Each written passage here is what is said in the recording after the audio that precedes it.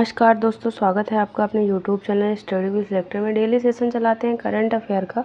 उसमें हम आ गए अगले सेशन पे। आज जो हमारा सेशन होगा वो होगा 5 जुलाई का सेशन। हमारा डेली का सेशन होता है, उसमें हम आपको जो करंट के ऑब्जेक्टिव टाइप के क्वेश्चन होते हैं वो करवाते हैं। एक क्वेश्चन जो लास्ट वीडियो में आपसे पूछते हैं उसका आंसर देते हैं। एक क्वेश्चन डेली हम आपसे पूछते हैं। हमारा डेली का सेशन होता है। आज जो नया सेशन होगा वो होगा 5 जुलाई का सेशन। तो आज का सेशन शुरू करने से पहले आप लोगों से अपील है, यदि आपने अभी तक हमारे चैनल स्टडी विद लेक्चर को सब्सक्राइब नहीं किया तो प्लीज़ सब्सक्राइब कर ले, बेल आइकन जरूर प्रेस करें, सबसे पहले हमारे वीडियो का नोटिफिकेशन आप तक पहुंचता रहे। आपको हमारा वीडियो पसंद आए तो वीडियो को लाइक करें, दोस्तों तक जरूर शेयर करें। चलिए शुरू करते हैं आज का सेशन। देखते हैं पहला क्वेश्चन क्या कह रहा है हमारा। पहला क्वेश्चन कह रहा है, हाल ही में अंतर्राष्ट्रीय प्लास्टिक बैग मुक्त दिवस कब मनाया गया? कौन सा अंतर्राष्ट्रीय प्लास्टिक बैग मुक्त दिवस कब मनाया गया? तो हमारा करेक्ट आंसर ऑप्शन ए हो जाएगा। अभी हाल ही में 3 जुलाई को अंतर्राष्ट्रीय प्लास्टिक बैग मुक्त दिवस मनाया गया। तो करेक्ट आंसर ऑप्शन ए हो जाएगा।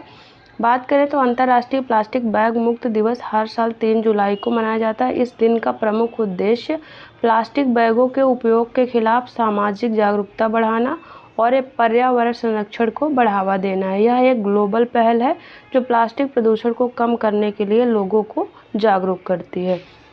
अंतर्राष्ट्रीय प्लास्टिक बैग मुक्त दिवस का आयोजन पहली बार 2009 में किया गया था और इसका उद्देश्य पर्यावरण संरक्षण के लिए जागरूकता फैलाना है। अब हम देख लेते हैं जो हम डेली दिवस पढ़ते जाते हैं उनको रिवाइज करते हैं। जुलाई के जो हमारे दिवस होंगे उनको रिवाइज करते जाएंगे।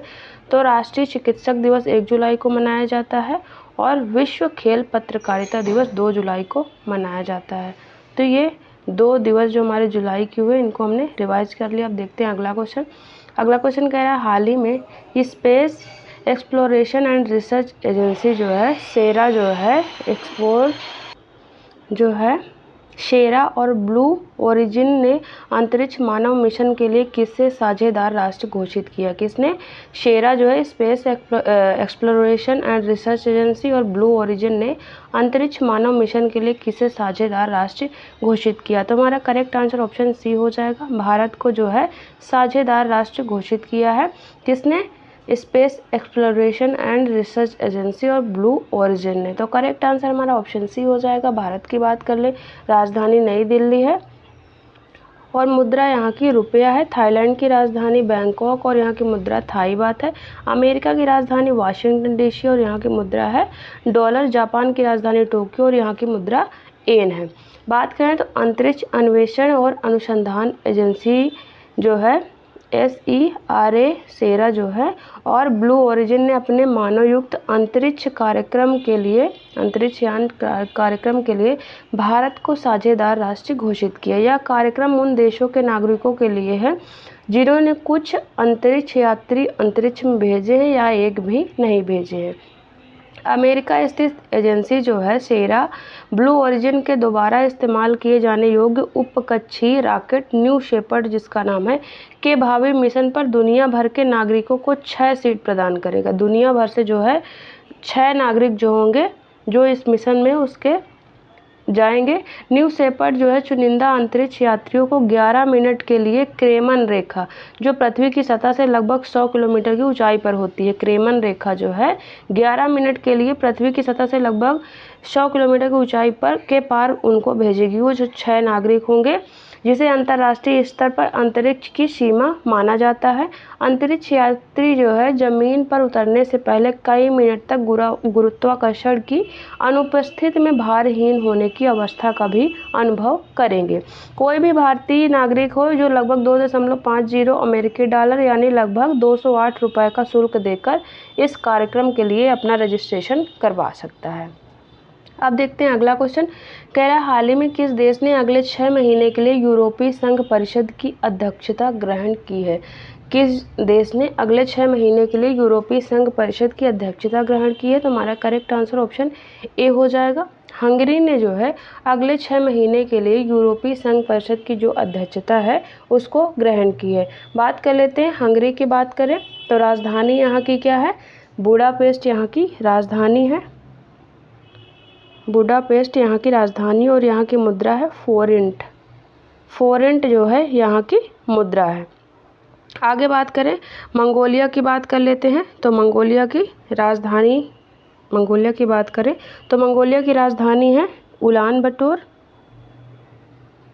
और यहाँ की मुद्रा है मंगोलियाई तुगरिक, यहाँ की मुद्रा है। ब्रिटेन की राजधानी आपको पता ही है लंदन है और यहाँ की मुद्रा है पाउंड स्टर्लिंग। जापान की बात हम ऊपर कर चुके हैं। बात करें तो 1 जुलाई को हंगरी यूरोपीय संघ की परिषद की घूर्ण अध्यक्षता संभालेगा, जिसका कार्यकाल 31 दिसंबर 2024 तक रहेगा। 1 जुलाई से 31 दिसंबर 2024 तक के लिए हंगरी का जो है ये कार्यकाल रहेगा। अगला क्वेश्चन कह रहा है हाल ही में लॉस एंजलिस में इंडियन फिल्म फेस्टिवल में किस भारतीय फिल्म ने ग्रैंड जूरी अवार्ड जीता है। जो लॉस एंजलिस में अभी हाल ही में इंडियन फिल्म फेस्टिवल का आयोजन हुआ है उसमें किस भारतीय फिल्म ने ग्रैंड जूरी अवार्ड अपने नाम किया है। तो हमारा करेक्ट आंसर ऑप्शन ए हो जाएगा, गर्ल्स विल बी। गर्ल्स जो है ये जो मूवी है इंडियन मूवी, इसने अभी हाल ही में ग्रैंड जूरी अवार्ड जीता है। तो करेक्ट आंसर हमारा ऑप्शन ए हो जाएगा। बात करें तो ऋचा चड्ढा और अली फजल की डेब्यू जो प्रोडक्शन फिल्म है गर्ल्स विल बी, गर्ल्स ने लॉस एंजलिस 2024 के प्रतिष्ठित भारतीय फिल्म फेस्टिवल में सर्वश्रेष्ठ फीचर के लिए ग्रैंड जूरी पुरस्कार जीता है। मूवी की बात करें तो ये जो मूवी है गर्ल्स विल बी, गर्ल्स का निर्माण ऋचा चड्ढा और अली फजल के संयुक्त उद्यम पुशिंग बटन्स स्टूडियो, जो उनके स्टूडियो का नाम है पुशिंग बटन स्टूडियो द्वारा ब्लिंक डिजिटल और डोल्स वीटा फिल्म्स के सहयोग से किया गया है। ये इसकी बात करें कहानी की तो कहानी उत्तर भारत के एक छोटे से हिमालयी पहाड़ी शहर के बोर्डिंग स्कूल के सेट में है। यह 16 वर्षीय लड़की मीरा की यात्रा का अनुसरण करती है, जिसका विद्रोही जागरण उसकी मां के अधूरे युवावस्था के अनुभवों से जुड़ा है। फिल्म का निर्देशन किसने किया है? सुची तलाटी ने जो है इस फिल्म का निर्देशन किया है। अगला क्वेश्चन कह रहा है हाल ही में भारतीय वायुसेना ने कहाँ हथियार प्रणाली स्कूल का उद्घाटन किया है। भारतीय वायुसेना ने कहाँ पर हथियार प्रणाली स्कूल का उद्घाटन किया है। तो हमारा करेक्ट आंसर ऑप्शन ए हो जाएगा। अभी हाल ही में हैदराबाद में इंडियन एयरफोर्स के द्वारा हथियार प्रणाली स्कूल का उद्घाटन किया गया है। तो करेक्ट आंसर ऑप्शन ए हो जाएगा। बात करें तो वायुसेना प्रमुख जो हमारे air chief marshal V R. Chaudhary ने सोमवार यानी 1 जुलाई 2024 को हैदराबाद के एयरफोर्स स्टेशन बेगमपेट में, जो हैदराबाद का एयरफोर्स स्टेशन है जिसका नाम है बेगमपेट में, हथियार प्रणाली स्कूल का उद्घाटन किया। इसके साथ ही भारतीय वायुसेना के इतिहास में एक नया अध्याय का शुभारंभ हुआ। वायुसेना प्रमुख ने 8 अक्टूबर 2022 को वायुसेना परेड समारोह के दौरान हथियार प्रणाली स्कूल के गठन की घोषणा की थी। कब की गई थी इसकी घोषणा? 8 अक्टूबर 2022 में इसकी घोषणा की गई थी और अभी हाल ही में इसका उद्घाटन किया गया था। बात करें जो ये यहाँ पे हथियार प्रणाली स्कूल बना है तो हथियार प्रणाली शाखा प्रकृति के अनुकूल प्रभाव आधारित प्रशिक्षण ये प्रदान करेगा और भारतीय वायुसेना की आवश्यकताओं के अनुरूप नवगठित शाखा के अधिकारियों को तैयार करेगा। हथियार प्रणाली शाखा के फ्लाइट कैडेट इस संस्थान में अपने दूसरे सेमेस्टर का प्रशिक्षण भी लेंगे। तो इसकी अभी हाल ही में उद्घाटन इसका हैदराबाद में किया गया है। अगला क्वेश्चन कह रहा है हाल ही में किसने नारीवादी अध्ययन के लिए प्रथम के सरस्वती अम्मा पुरस्कार जीता है। किसने नारीवादी अध्ययन के लिए प्रथम के सरस्वती अम्मा पुरस्कार जीता है। तो हमारा करेक्ट आंसर ऑप्शन ए हो जाएगा। पी गीता ने जो है अभी हाल ही में प्रथम के सरस्वती पुरस्कार जीता है। तो करेक्ट आंसर हमारा ऑप्शन ए हो जाएगा। बात करें तो लेखिका, आलोचक और नारीवादी कार्यकर्ता पी गीता को प्रथम पुरस्कार प्रदान किया गया है। के सरस्वती अम्मा पुरस्कार जो है ये प्रदान किया गया है। के सरस्वती अम्मा पुरस्कार नारीवादी अध्ययन के लिए विंग्स, जो महिला एकीकरण और खेल के माध्यम से विकास केरल के द्वारा स्थापित किया गया है। जो विंग्स है वहाँ की मतलब केरल द्वारा स्थापित किया गया है। एम.टी. वासुदेवन नायर की पटकथाओं पर उनकी रचना आन थचुकल, जो पुरुष रचनाएं हैं, को यह पुरस्कार प्रदान किया गया है। ये हैं पी गीता, जिनको अभी हाल ही में प्रथम के सरस्वती अम्मा पुरस्कार प्रदान किया गया है। तो हमारा करेक्ट आंसर हो जाएगा पी गीता। अगला क्वेश्चन कह रहा है हाल ही में going together for youth creativity and well being पहल किसने लॉन्च की है? कौन सी going together for youth creativity and well being पहल किसने लॉन्च की है? तो हमारा करेक्ट आंसर ऑप्शन ए हो जाएगा। यूनेस्को के द्वारा अभी हाल ही में ये पहल लॉन्च की गई है, तो करेक्ट आंसर हमारा ऑप्शन ए हो जाएगा, यूनेस्को। बात करें तो यूनेस्को की जो महानिदेशक हैं आंद्रे अजोले ने युवाओं के लिए यूनेस्को के पहले सद्भावना राजदूत के रूप में 17 के 13 सदस्य हैं उनको नियुक्त किया है। उन्होंने दुनिया भर में युवा परियोजनाओं के लिए एक महत्वाकांक्षी संयुक्त अनुदान कार्यक्रम है, ये संयुक्त अनुदान कार्यक्रम going together for youth creativity and well being के शुभारंभ की घोषणा भी की है। इस पहल को वित्त पोषित करने के लिए जो 17 ये ग्रुप है उसने $1 मिलियन का योगदान उसमें देगा।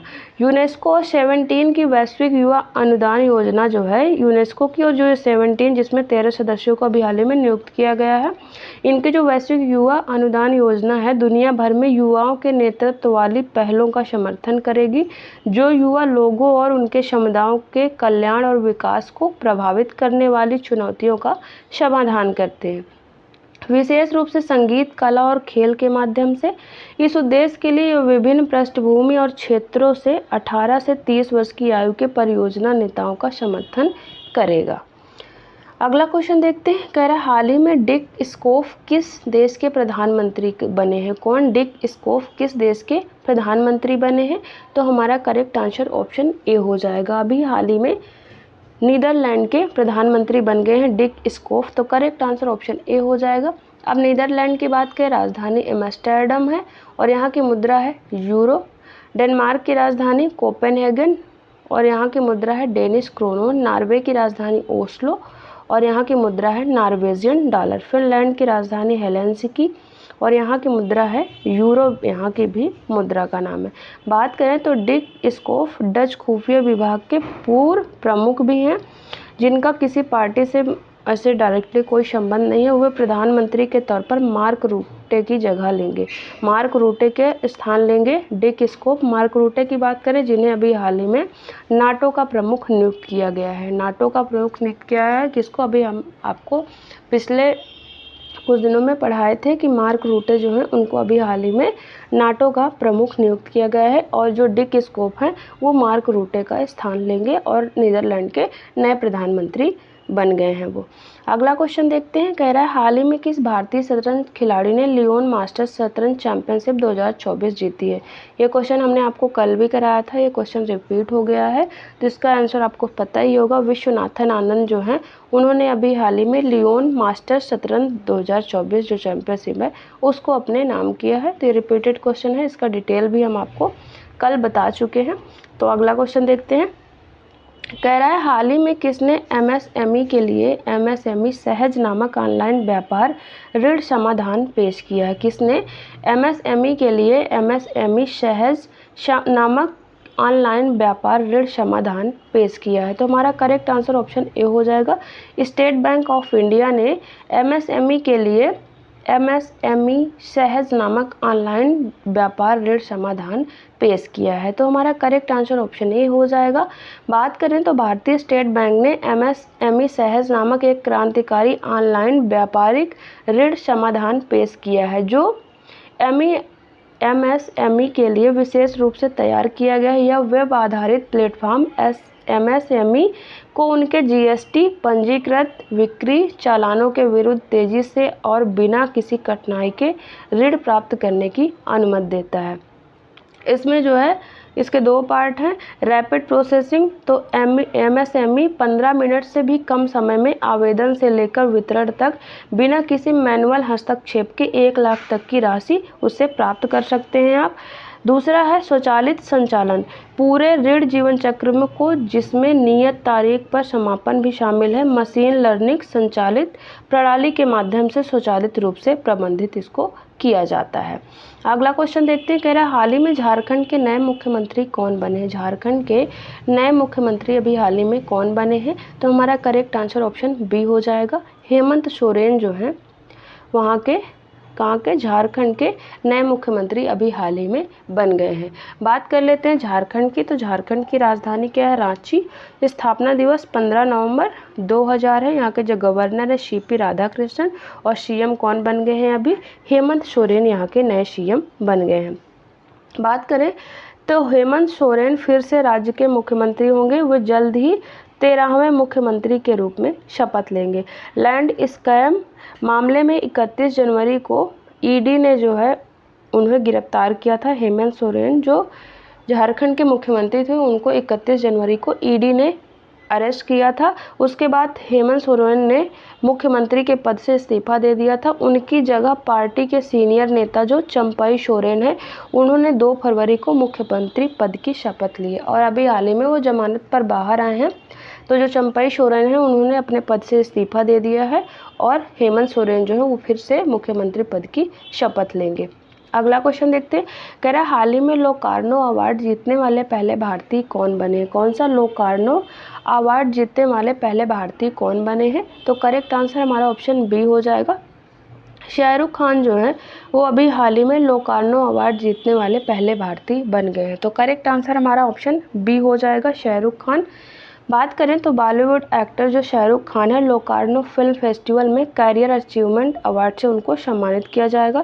शाहरुख खान को लोकार्नो फिल्म फेस्टिवल के 77वें एडिशन में कैरियर अचीवमेंट अवार्ड देकर सम्मानित किया जाएगा। उन्हें पार्डो अला कैरियर अस्कोना लोकार्नो टूरिज्म नामक अवार्ड मिलेगा। इस अवार्ड का नाम क्या है, पार्डो अला कैरियर अस्कोना लोकार्नो टूरिज्म अवार्ड इसका नाम है। इस फिल्म फेस्टिवल की शुरुआत 7 अगस्त से होगी। यह समारोह 17 अगस्त तक चलेगा। इसी बीच में जो है शाहरुख खान जो है उनको ये अवार्ड सम्मानित किया जाएगा, और ये अवार्ड पाने वाले वो पहले भारतीय होंगे। तो करेक्ट आंसर हमारा शाहरुख खान हो जाएगा। अगला क्वेश्चन कह रहा है हाल ही में किसे प्यूमा इंडिया ने अपना ब्रांड एम्बेसडर बनाया है। प्यूमा इंडिया ने किसे अभी हाल ही में अपना ब्रांड एम्बेसडर बनाया है, तो हमारा करेक्ट आंसर ऑप्शन ए हो जाएगा। रियान पराग और नीतीश कुमार रेड्डी जो